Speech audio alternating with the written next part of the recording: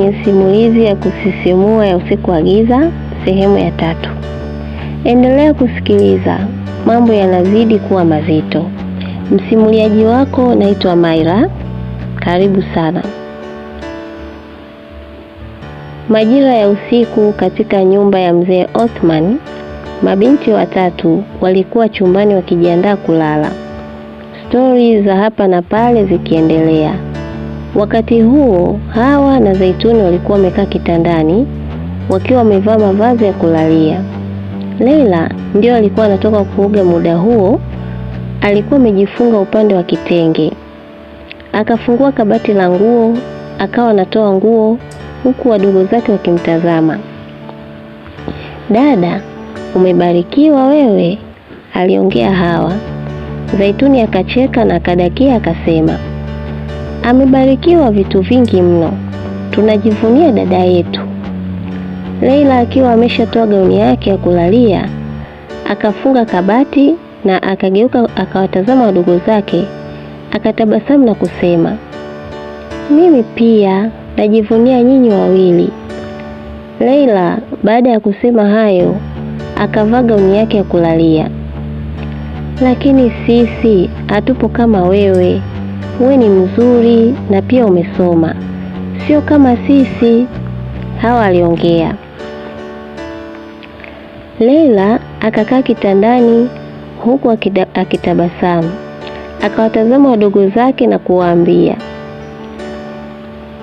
"Uzuri wa nje sio chochote, kwa sababu mtu anaweza kuwa mzuri nje, lakini ndani ya moyo wake ni mtu mbaya na mkatili. Anaweza akafanya mambo mabaya tu.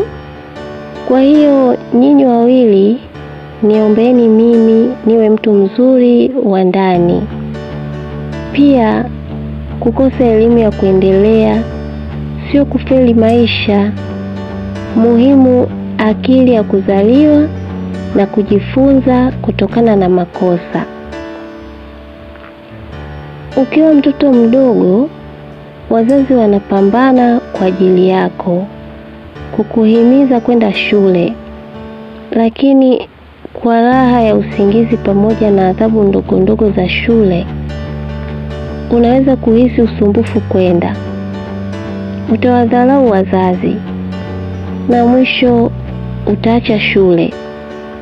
Lakini ukija kukua, utagundua kuwa ulikosea sana.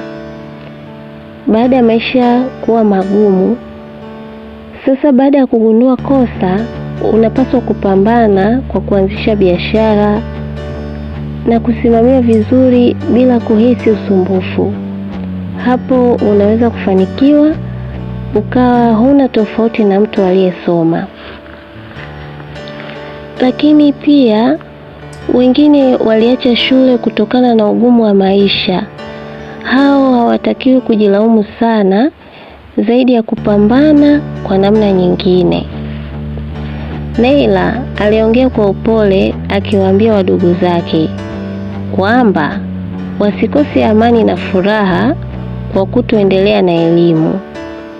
Baada ya Leila kuongea mengi, Hawa na Zaituni walitokwa na machozi. Maneno yaliwaingia moyoni.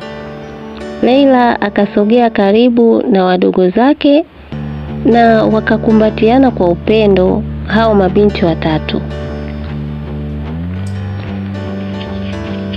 Siku iliyofuata majira ya 2 asubuhi, Rashidi alikuwa ndani ya chumba. Alikuwa amesimama mbele ya kioo akimalizia kufunga vifungo vya shati, na baada ya hapo akavaa koti kwa nje.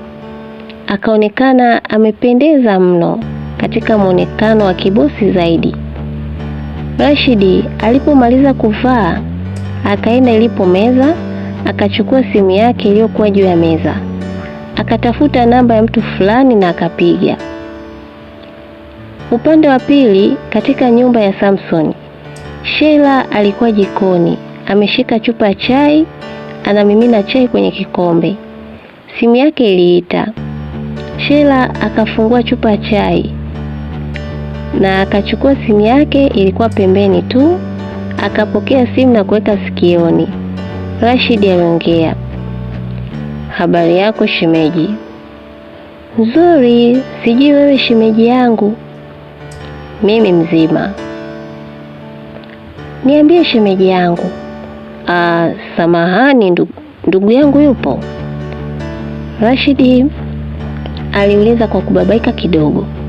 Sheila akasema, hapana, Samson ameondoka mapema sana leo. Oh, sawa, usijali shemeji. Kuna jambo ambalo nataka nikuombe. Sheila akaingiwa na wasiwasi kidogo na akaongeza umakini kumsikiliza. Jambo gani hilo shemeji? Rashidi akamuuliza Sheila, hivi ulichukua namba ya yule mwalimu? Hapo kidogo hofu kwa Sheila ikatoweka. Akashusha pumzi na akamuuliza Rashidi, mwalimu gani? Rashidi akamwelekeza Leila, mwalimu ambaye yeye amemkusudia. Baada ya Rashidi kuelekeza, Sheila akasema ndiyo, nilichukua. Rashidi akatabasamu kidogo na moyoni akasema, kazi yangu imekuwa rahisi sana. Wakati huo simu ya Sheila ikiwa bado ipo sikioni, akitaka kujua zaidi Rashidi kwa nini ameulizia namba ya mwalimu huyo. Rashidi akamwambia Sheila, tafadhali naomba nitumie namba ya yule mwalimu, nina shida naye. Jambo hilo halikuwa gumu kwa Sheila, akakubaliana na Rashidi, na baada ya kukata simu haikuchukua muda Sheila akawa ametuma namba ya simu ya Leila kwa Rashidi.